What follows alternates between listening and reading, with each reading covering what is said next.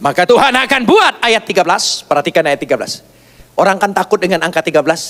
Sampai hotel pun tidak ada angka 13, saking takutnya.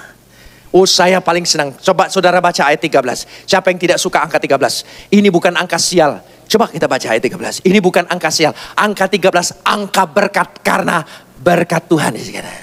Saudara jangan takut kalau kebetulan dapat nomor antri nomor 13. Saudara jangan takut kalau dapat apa nanti nomor 13. Jangan takut. Jangan terpengaruh dengan pikiran manusia di dunia ini. Kita harus lebih dipengaruhi oleh pikiran-pikiran Tuhan lewat firman Tuhan. Amin saudara. Memang budaya manusia, pikiran manusia, perkataan manusia, mitos manusia sering kita dengar. Tapi jangan mempengaruhi kita. Rumah tusuk sate takut. Jangankan tusuk sate. Tusuk kerbau pun tidak usah takut saudara.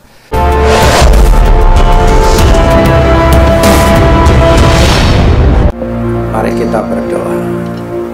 Beshem Ha'ab We Haben We Ruach HaKodesh Elohe Echad.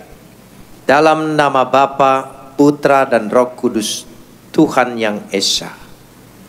Bapa di sorga, kami memuji dan mengucap syukur kepadamu atas segala kasih, karunia, anugerah, limpah rahmat dan berkat-Mu.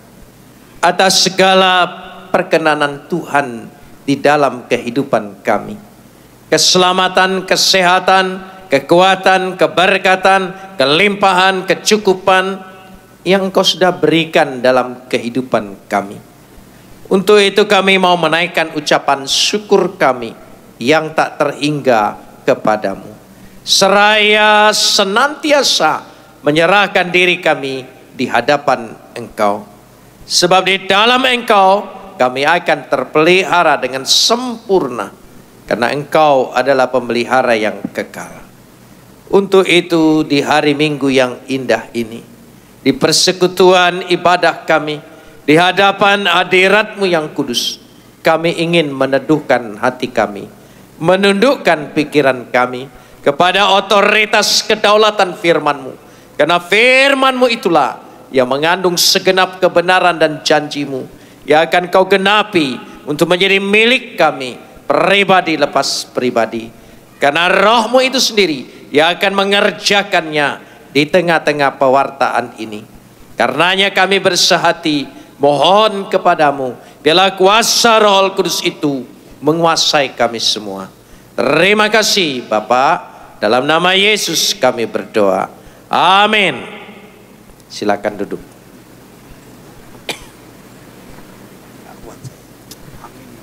Shalom.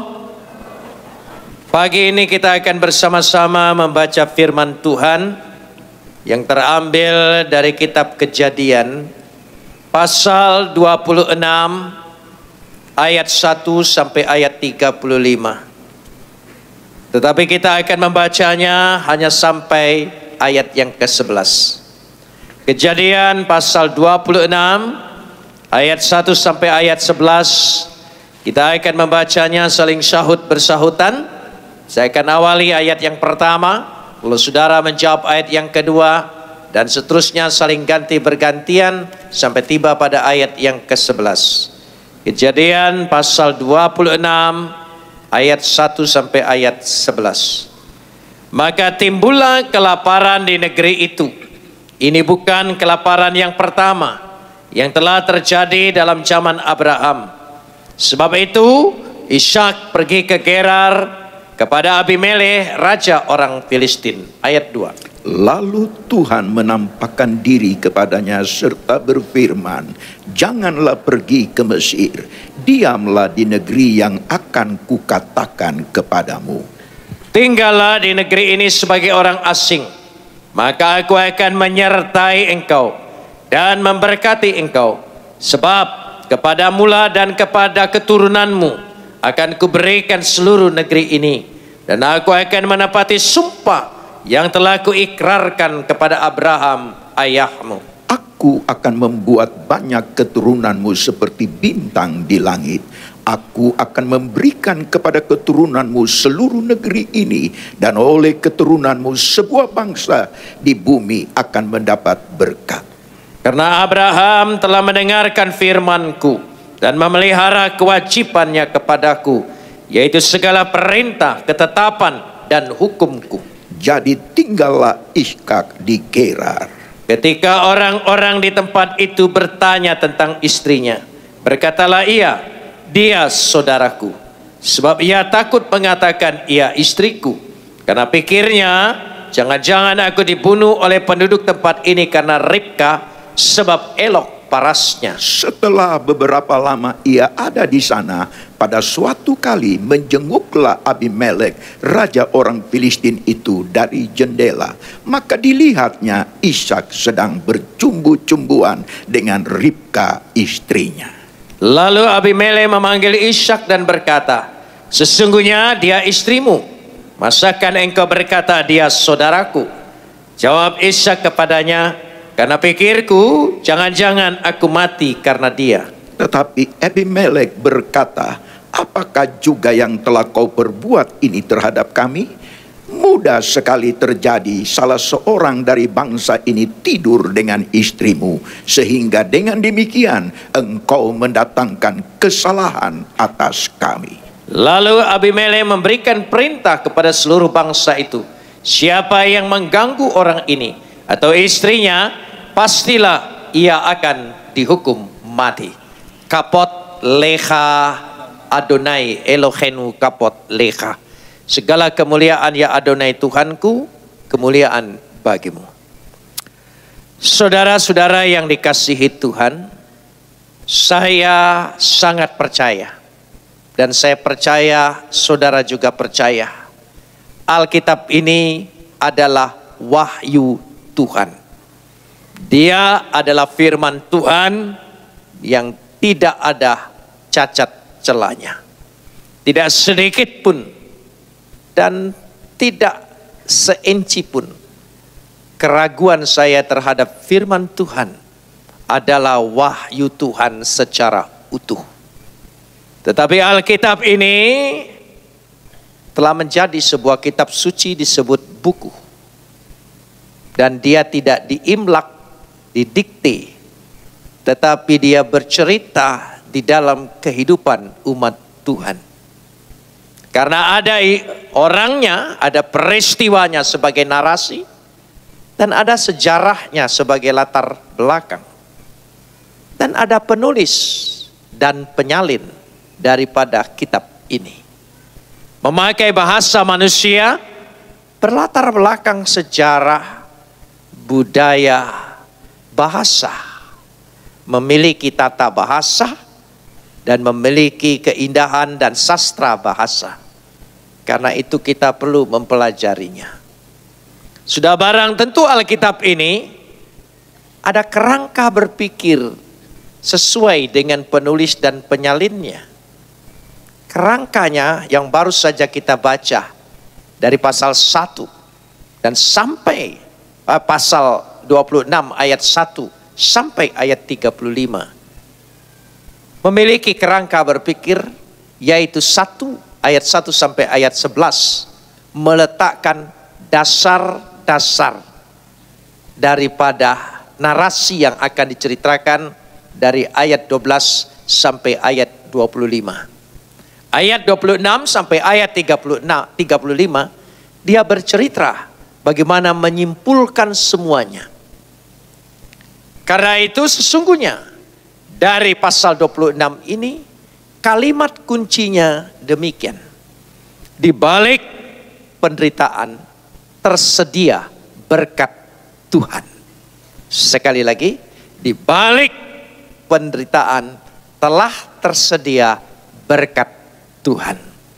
Kita akan mempelajarinya di sini. Karena itu kita perhatikan di situ semua.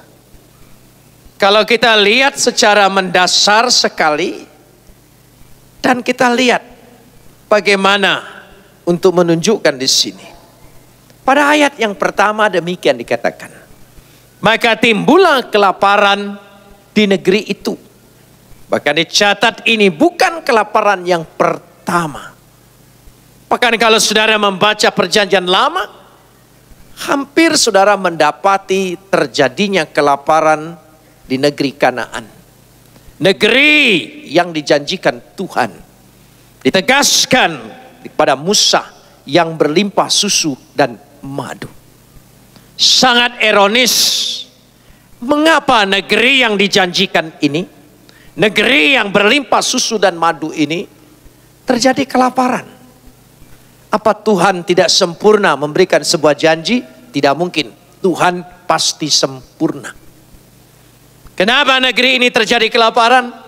Untuk menunjukkan di sini bahwa bukan negeri itu yang diberkati oleh Tuhan, tapi orangnya yang diberkati oleh Tuhan. Jadi karena itu tidak menunjukkan negeri itu menjadi sebuah kota suci, tidak menunjukkan bahwa negeri itu menjadi sebuah situs tempat pemujaan. Karena orang Kristen tidak pada tempat situs-situs pemujaan, kultusnya tidak pada tempat, tidak pada negeri, tidak pada tanah, tetapi pada satu pribadi, dan pribadi itu hidup dan namanya Yesus adalah. Amin saudara. Ini penting. Dari situ Tuhan perhadapkan supaya bangsa yang dipanggil ini, Abraham dan keturunannya, yang istimewa itu adalah ketika dia dipanggil, dipilih keluar dari satu negeri ke negeri yang akan ketunjukkan. Panggilan itu, pilihan itu yang berharga. Bukan pindah dari satu tempat ke tempat yang lain. Bukan tempat ini tidak baik lalu ke tempat yang paling baik. Bukan itu.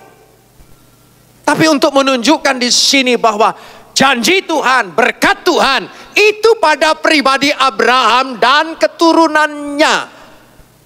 Jadi Tuhan memberkati kita semua. Kita sebagai orang yang percaya, kita dipilih oleh Tuhan, kita dipanggil oleh Tuhan. Berkat Tuhan itu ada pada pribadi kita masing-masing. Amin. Karena itu kita tidak perlu bergantung dengan tempat, dengan posisi, dengan kedudukan. Karena kitalah sumber berkat itu di dalam diri kita. Nanti narasinya akan menjadi lebih jelas lagi. Lalu di sini diputuskan ketika terjadi kelaparan itu, Ishak pergi ke Gerar. Gerar adalah daerah Filistin, perbatasan dengan Mesir. Sekarang termasuk jalur Gaza. Dan di Gerar itu Ishak berjumpa dengan Abimelek. Pada waktu zaman Abraham, saudara bisa baca dalam Kejadian 20 ayat 15. Abraham juga berjumpa dengan Abimelek, mengadakan perjanjian dengan dia. Mungkin saudara berpikir sedikit, berapa panjangnya umur Abimelek? Karena Abraham sendiri sudah sangat panjang umurnya, 120 tahun. Apa Abimelek lebih panjang? Abimelek itu bukan nama orang. Abimelek itu gelar bagi Raja Filistin. Seperti gelar Fir'aun bagi Raja Mesir. Seperti panggilan gelar bagi raja-raja di Jogja, Sultan Hamengkubuwono. Tapi yang keberapa? Jadi Abimelek yang berjumpa dengan Ishak itu pribadinya, orangnya berbeda dengan Abimelek yang berjumpa dengan Abraham. Jadi generasi berikutnya, karena mereka mengadakan ikatan perjanjian perdamaian, sehingga disitulah Ishak datang. Pada waktu di perbatasan itu Tuhan berbicara, Tuhan menampakkan diri dan berfirman, jangan pergi ke Mesir, diam di negeri ini. Yang akan kukatakan kepadamu, tinggal di negeri ini sebagai orang asing, maka aku akan menyertai engkau, memberkati engkau. Dan kepadamu dan kepada keturunanmu akan kuberikan.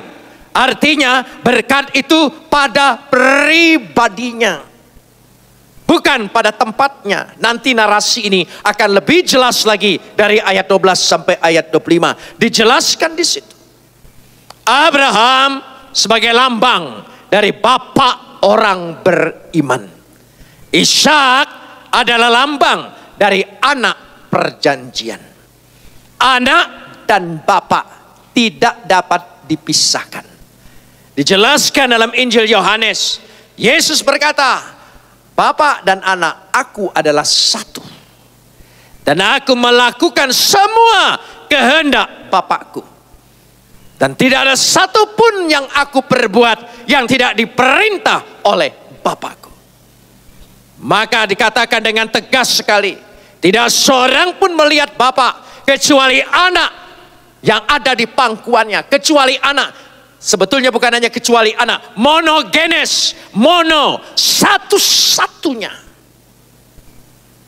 Begitu dekatnya. Karena itu Bapa dan Anak itu adalah satu. Dan itu digambarkan terus menerus. Dan ini memberikan gambaran kepada kita. Kita lanjutkan dengan jelas di sini. Pada waktu di sana, di Gerar, perhatikan ayat yang ke-7 dulu sebagai pembukanya. Ketika orang-orang di tempat itu bertanya tentang istrinya, berkatalah ia, dia saudaraku. Sebab ia takut mengatakan, ia istriku. Karena pikirnya, jangan-jangan aku dibunuh oleh penduduk tempat ini karena Ribka sebab elok parasnya. Ishak melakukan perbuatan yang salah seperti itu. Dan itu pun pernah dilakukan oleh bapaknya. Abraham dalam Kejadian 20 ayat yang kedua. Mari kita lihat dulu. Kenapa ada kesamaan ini? Ini tidak ada penggandaan tulisan. Ini menunjukkan adanya peristiwa yang sama, kesalahan yang sama, terjadi yang sama.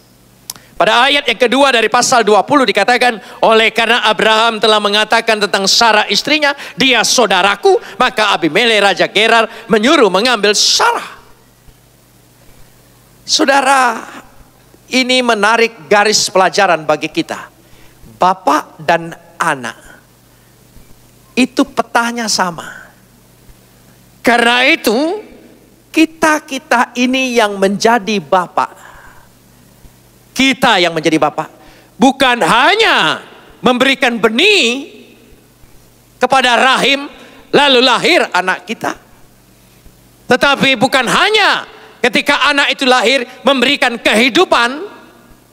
Kehidupan dalam arti nafkah supaya dia bisa hidup sebesar, dewasa, mencukupi semuanya.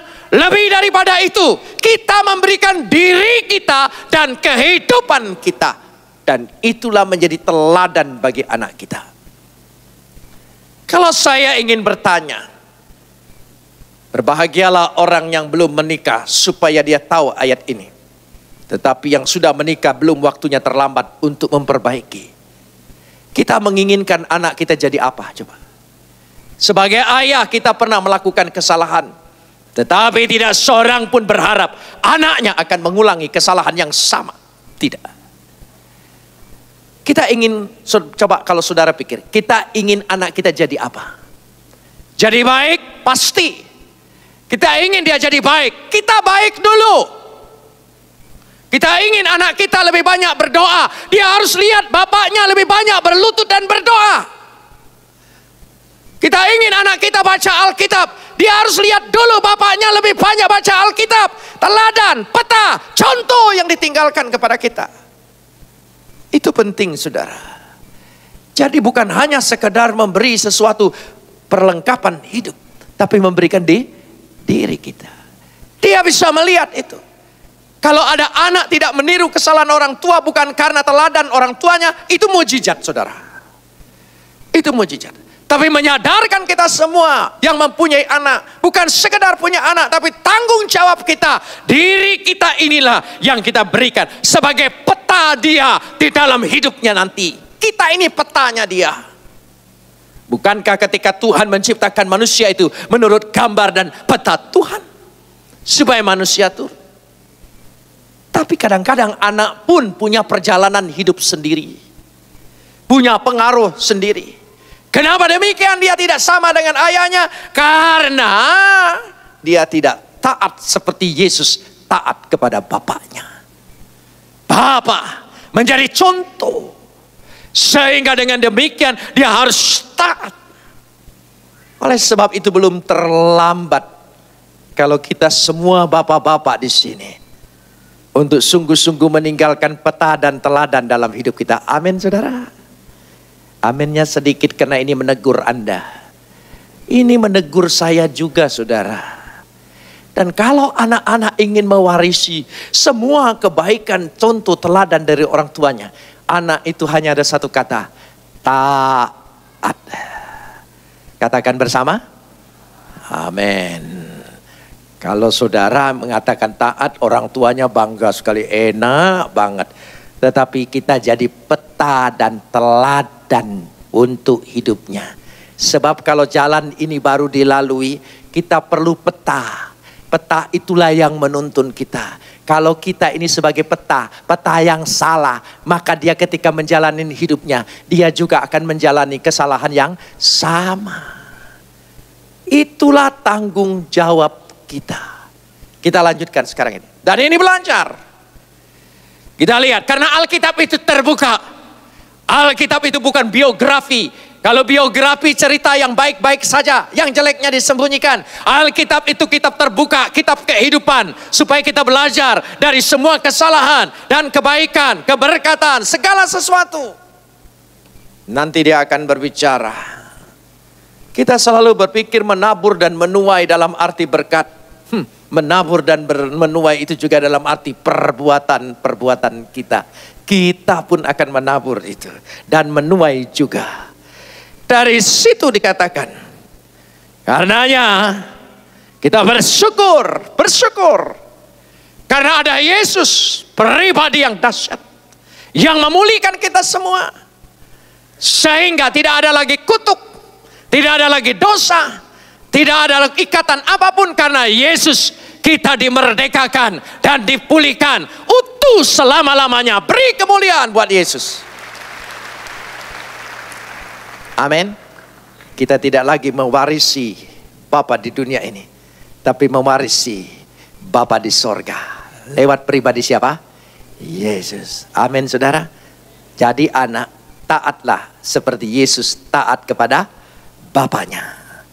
Dua hal ini yang selalu kita lihat. Nah, Tuhan berjanji memberkatinya. Mari kita lihat bagaimana ketika Tuhan memberkati keluarga ini. Pada ayat yang ke-12 kita langsung masuk membahasnya. Narasi bagaimana hukumnya untuk dapat diberkati oleh Tuhan. Ayat 12 berkata, maka menaburlah Ishak di tanah itu. Menaburlah Ishak. Wa Yizra. Yizak Ba'aret. Wa Yizra. Wa Yizra. Wa Yizra. Saudara, nanti tadi saya katakan, sastranya indah sekali. Semua ada kata wah. Ada 8 kata wah sebagai kata kunci dari ayat 12 sampai ayat 25. Wajizra. Kenapa dikatakan wajizra? Menaburlah. Kenapa diawali dengan kata wah? Wah itu menunjukkan di situ adanya kerjasama. Kan tanah Kanaan, tanah perjanjian. Ishak bukan sekedar menikmati, mengambil hasil, tinggal memetik. Dia harus menabur. Menabur, mengusahakan. Wajizra. Pada waktu kita mengerjakannya, kata wa itu manusia, Ishak. Tetapi pada waktu dia menabur Ishak, Tuhan turut bekerja di situ. Maka mengawali dengan kata wa. Dan betul kata di dalam Injil Yohanes, Yesus menegaskan, jika engkau di dalam aku di dalam engkau. Bahkan Roh Kudus sepenuhnya diberikan dalam diri kita. Saudara percaya kita ini ada di dalam Kristus? Kristus dalam kita, Roh Kudus memenuhi dan menguasai, berdaulat dalam hidup kita. Amin. Dan setiap apa saja yang kita kerjakan, Tuhan turut bekerja. Apa yang kita kerjakan, itu membuat kita berhasil. Wajizra. Maka menaburlah dia. Jadi penting sekali hidup ini menabur, mengusahakan, bekerja. Segala sesuatu, wajizra. Lalu dikatakan di sini pada ayat 12, Di tanah itu dalam tahun itu juga. Dalam tahun itu juga ia, tolong sambung, mendapat hasil 100 kali lipat. Dia menabur lalu mendapat. Kata mendapat memakai kata wayimsa. Mea she'arim 100 kali lipat. Kata mea she'arim sebetulnya bukan kata bilangan, tapi berlipat-lipat kali ganda. Berlipat-lipat kali ganda. Saking tidak bisa berhenti kalimat itu, maka dikatakan dalam bahasa Indonesia supaya dalam ayat itu tidak sampai halaman berlipat-lipat, tidak pernah berhenti kata berlipat, maka disebut 100 kali lipat. Padahal kata mea she'arim itu bukan bilangan untuk menunjukkan sekedar 100, lebih dari 100, lebih dari 1000, lebih daripada berlaksa. Itu maksudnya. Wayimsa, maka dia mendapat, artinya menuai. Dia menuai karena dia bersama Tuhan, karena diawali dengan kata wa tadi. Wa yizra, wa yimsa. Jadi kalau saudara menabur, pasti saudara menuai. Amin saudara. Oh iya. Saudara percaya saudara akan menabur mea she'arim, berlipat-lipat kali ganda. Coba katakan, berlipat-lipat kali ganda. Coba katakan. Enggak, masih belum. Coba kata berlipat-lipat terus. Berlipat-lipat. Itu mea she'arim itu, saudara, tanda bacanya juga luar biasa. Selagi saudara bisa mengucapkan begitulah Tuhan akan membuat engkau menuai. Kenapa demikian? Masih pada ayat yang ke-12. Sebab ia, tolong sambung, diberkati oleh Tuhan. Waye behara he hu Adonai. Pakai wa lagi. Waye, karena di dalam dirinya ada berkat Tuhan. Karena Tuhan memberkatinya. Jadi wa yizra, wa yimsa, wa yeberahehu. Karena Tuhan memberkatinya. Dan saudara percaya ada Tuhan dalam hidupmu? Amin. Tuhan ada dalam diri kita. Berarti berkat Tuhan ada di dalam diri kita. Karena berkat Tuhan ada dalam diri kita, maka apa saja yang kita kerjakan pasti bersama Tuhan. Dan kita akan tabur, kita akan menuai juga bersama Tuhan. Tolong ingat, wajizra, wayimsa, wayi, bera, hehu. Maka Tuhan memberkatinya. Dan memberkati bukan kepada tempat, bukan kepada tanah, bukan kepada jenis usaha, bukan. Tapi kepada pribadi-pribadi kita. Maka Tuhan akan buat ayat 13, perhatikan ayat 13. Orang kan takut dengan angka 13. Sampai hotel pun tidak ada angka 13, saking takutnya. Oh, saya paling senang. Coba saudara baca ayat 13. Siapa yang tidak suka angka 13? Ini bukan angka sial. Coba kita baca ayat 13. Ini bukan angka sial. Angka 13 angka berkat, karena berkat Tuhan. Saudara jangan takut kalau kebetulan dapat nomor antri nomor 13. Saudara jangan takut kalau dapat apa nanti nomor 13. Jangan takut. Jangan terpengaruh dengan pikiran manusia di dunia ini. Kita harus lebih dipengaruhi oleh pikiran-pikiran Tuhan lewat firman Tuhan. Amin saudara. Memang budaya manusia, pikiran manusia, perkataan manusia, mitos manusia sering kita dengar. Tapi jangan mempengaruhi kita. Rumah tusuk sate takut. Jangankan tusuk sate. Tusuk kerbau pun tidak usah takut saudara. Tanggung ayat 13. Ayat 13. Kita baca bersama. 1, 2, 3. Dan orang itu menjadi kaya. Bahkan kian lama. Kian kaya. Sehingga ia. Siapa yang tidak mau? Amin saudara. Oh, saya senang sekali. Untung dia ditaruh di angka 13. Saudara, jadi dikatakan di situ orang itu menjadi kaya. Menjadi kaya. Wayigdal, wayigdal, wa di situ. Kata wayigdal menjadi, berarti pada waktu dia menjadi, karena kata wa itu ada manusia dan ada Tuhan, berarti Tuhan yang menjadikan dia, maka dia menjadi. Wayigdal hais, orang itu menjadi kaya. Bukan hanya menjadi kaya, bahkan kian lama, tolong sambung. Wayele, wayele, dia dibuat kian lama, kian wa alo, kian lama, kian kaya. Bukan kian lama, kian bangkrut. Tidak, saudara. Jadi wayele haloh, wayele haloh. Sehingga, tolong sambung. Sehingga menjadi apa? Lebih jelas menjadi apa? Waduh, wegadel hagadol, menjadi sangat kaya, kaya besar. Gadol itu besar, gadol.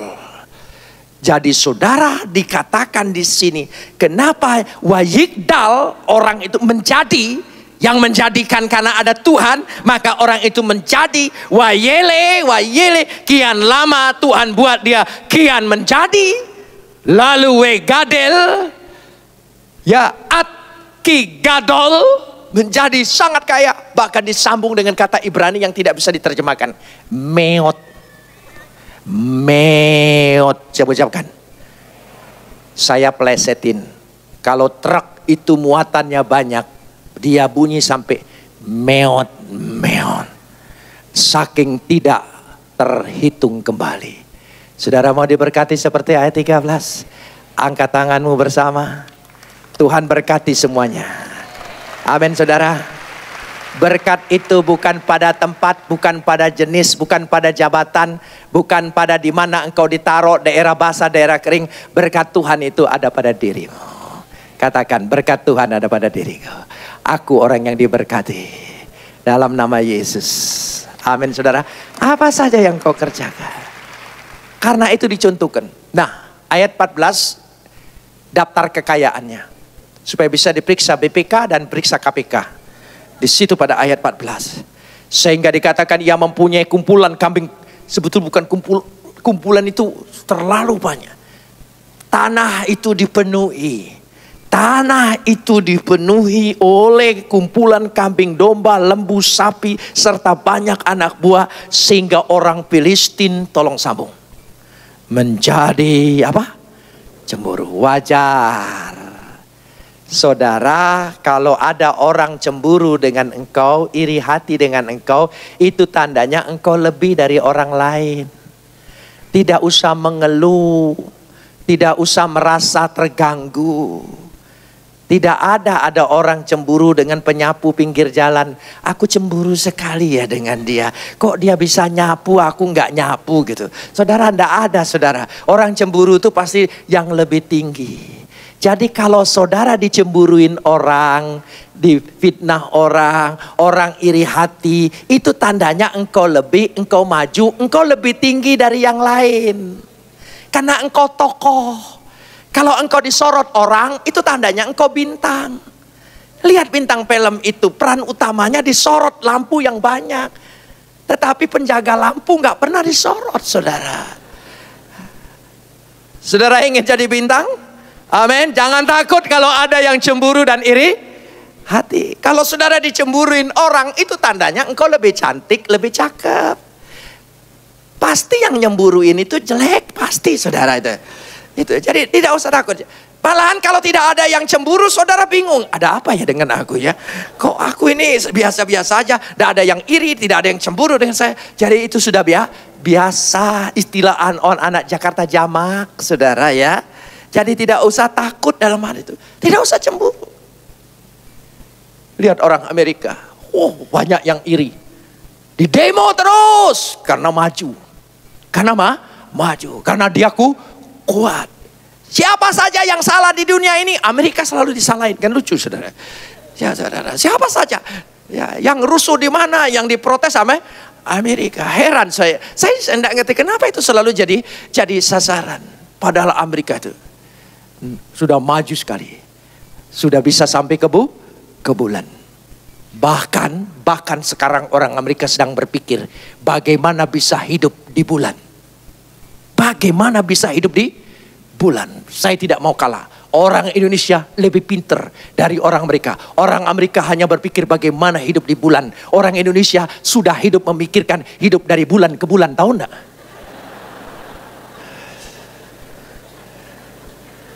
Loh iya. Hebat kan kita kan? Hebat. Dia baru bulan dipikirkan. Kita dari bulan ke... Oh, udah dari bulan ke bulan kita pikir. Sudah berbahagia, menghibur diri sendiri saudara ya. Iya. Sehingga dikatakan di sini, mari kita lihat, kita narasinya masuk ayat 15. Segala sumur yang digali di zaman Abraham ayahnya, oleh hamba-hamba ayahnya itu, telah ditutup oleh orang Filistin dan ditimbun dengan tanah. Kenapa? Sumur yang digali oleh Abraham ada airnya. Pada waktu Abraham pergi, airnya tidak ada lagi. Maka ditimbun. Itu buktinya bahwa yang diberkati itu bukan sumurnya, tapi Abrahamnya. Dia pergi, airnya tidak ada, ditimbun. Sekarang perhatikan keturunannya datang. Keturunannya datang, berkat itu ada pada orangnya, bukan pada tempatnya. Ya, kita lihat di sini. Kita lanjutkan di sini ayat 16. Kalau kita lihat, lalu kata Abimelekh kepada Ishak, pergilah dari tengah-tengah kami, sebab engkau telah menjadi jauh lebih berkuasa, lebih kaya, lebih hebat daripada kami. Mestinya Ishak berkata, kau tidak baca akta perjanjian perdamaian? Coba baca dulu dalam pasal 20 Kejadian ayat 15. Di situ telah ada akta di mana saja tempat engkau telah berikan kepada Abraham dan keturunannya. Enggak ngotot, enggak ngotot saudara. Dia pergi. Pada waktu dia pergi, dikatakan pada ayat di sini, ayat 17, jadi pergilah Ishak dari situ, berkemahlah ia di lembah Gerar dan menetap di situ. Pindah, enggak ngotot, enggak ngoyo dia saudara. Silakan ambil, karena aku percaya bukan tempatnya, bukan jenisnya, bukan pekerjaannya, akunya yang diberkati oleh Tuhan. Amin. Perhatikan ayat 18. Kemudian Ishak menggali sumur-sumur yang digali di zaman Abraham ayahnya, yang telah ditutup oleh orang Filistin sesudah Abraham mati. Saudara, kenapa berulang-ulang kali sumur yang sudah ditutup, sumur yang sudah ditutup, tandanya sumur yang tidak ada artinya. Disebutkanlah nama-nama sumur itu menurut nama-nama yang telah diberikan oleh ayahnya. Ketika hamba-hamba Ishak menggali di lembah itu, mereka mendapati di situ mata air yang apa? Berbual-bual. Bayangkan, udah ditutup, udah tidak ada air. Tetapi karena tangannya, orangnya yang diberkati, dia gali lagi, berbual-bual airnya. Oh dahsyat. Saudara percaya berkat itu ada pada diri kita. Amin saudara. Jadi jangan terlalu ngotot, seolah-olah kalau ada satu tempat, ada satu jenis pekerjaan, ada satu jabatan, saudara mati-matian bertahan, seolah-olah inilah sumber kehidupan. Nggak usah, percayalah, Tuhan pasti berkati. Amin saudara. Loh ya, kita lanjutkan sekarang ayat 19. Ya ayat 20. Lalu bertengkarlah para gembala Gerar dengan para gembala Ishak. Karena kata mereka, air ini kepunyaan kami.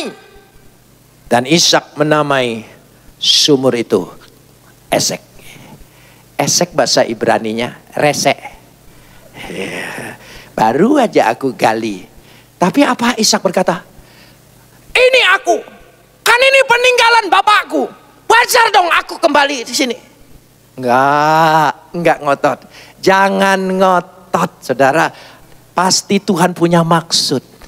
Nanti saudara perhatikan, tanpa sengaja, tanpa disadari, semua peristiwa-peristiwa, masalah, persoalan yang menimpa Ishak sudah cukup berhasil. Tapi didesak orang, Sebetulnya ada rencana Tuhan. Tuhan sedang menggiring dia ke tempat yang lebih besar berkatnya. Amin, saudara. Nah, dikatakan di sini, kita lanjutkan di sini. Kemudian mereka menggali sumur lain. Mereka bertengkar juga tentang itu. Maka Ishak menamai sumur itu adalah Sitnah. Sitnah itu tuduhan, pertentangan, seakar dengan kata setan. Dan ketika di situ ayat 22, ia pindah dari situ dan menggali sumur yang lain lagi. Tetapi tentang sumur ini mereka tidak bertengkar. Sumur ini dinamai Rehobot. Rehobot berakar dari kata Rehob. Rehob artinya kelegaan. Saudara tahu? Pada satu saat kalau saudara didesak orang, dihimpit orang, diusir orang, didorong orang, percayalah ada waktu akhirnya. Pada satu saat engkau pasti mendapat tempat kelegaan. Tidak mungkin terus menerus, saudara. Percayalah. Kalau sekarang saudara sedang dalam posisi didorong orang, didesak orang, terus menerus seolah-olah orang itu ada akhirnya, ada akhirnya, ada akhirnya. Katakan pasti pada satu saat Tuhan akan tunjukkan tempat kelegaan. Ucapkan bersama. Saudara pasti menerima itu semua. Rehob. Saudara tahu sampai di situ? Oh, tidak. Tidak, perhatikan saudara, tidak. Ya, sehingga ya dikatakan sekarang Tuhan memberikan kelonggaran kepada kita. Itu artinya yang disebut tadi Rehob, kelonggaran, kelegaan. Sehingga kita dapat beranak cucu di negeri ini. Tidak sampai di situ. Ayat 23. Dari situ ia pergi kemana? Dari situ ia pergi kemana? Berseba. Berseba itu ayat 32 kita lanjutkan. Pada hari itu datanglah hamba-hamba Ishak memberitahu kepadanya tentang sumur yang telah digali mereka. Serta berkata kepada kami telah mendapat air. Lalu dinamainyalah sumur itu apa? Seba. Sebab nama kota itu adalah Berseba sampai sekarang. Artinya apa? Ternyata setelah di Rehobot sudah mendapat kelegaan. Sedikit lagi tinggal mendaki, makanya perlu belajar peta. Tinggal mendaki, ketemu tempat yang bernama Berseba. Dan Berseba itu mereka menggali di situ. Maka sumur itu disebut Seba. Artinya disebut Seba sampai kota itu disebut Berseba. Sumur itu bisa memenuhi seluruh kebutuhan kota Berseba. Bukan sekedar sumur. Jadi kalau saudara sedang tenang, sedang nyaman, seolah-olah saudara tiba-tiba ada yang mengusik saudara, mengganggu saudara, mendorong saudara, mendesak saudara, seolah-olah saudara mulai tersingkir. Percayalah, Tuhan sedang menunjukkan tempat yang lebih diberkati, lebih baik dari usaha yang lama, dari rezeki yang lama, dari pekerjaan yang lama. Saudara mengimani bersama? Amin. Jadilah itu berkat bagi kita. Amin, saudara. Didesak, perhatikan narasinya jelas sekali. Setelah itu dikatakan di sini ayat yang ke-24, lalu pada malam itu Tuhan menampakkan diri dan berfirman, akulah Tuhan ayahmu Abraham, janganlah takut sebab aku menyertai engkau. Aku akan memberkati engkau, membuat banyak keturunanmu karena Abraham. Dari situlah dikatakan Tuhan menampakkan diri. Wayera Elau Adonai. Wayera, hadirat Tuhan ada di tengah-tengah mereka. Wayera. Ayat yang 25 dikatakan dengan tegas, sesudah itu Ishak mendirikan Mezbah. Dan di situ ia memanggil nama Adonai, nama Yahweh, ia memasang. Dan dari situ hamba-hambanya kembali menggali sumur itu. Dan artinya terus menerus ada sumber baru, sumber baru, sumber baru. Disitulah disebut, dikatakan Wayifen, Wayera, hadirat Tuhan ada berkemah. Dan Wayifen dia mendirikan mesbah Tuhan, hubungan dengan Tuhan, ada hadirat Tuhan. Mari kita mendirikan mesbah Tuhan di tengah keluarga kita. Amin saudara.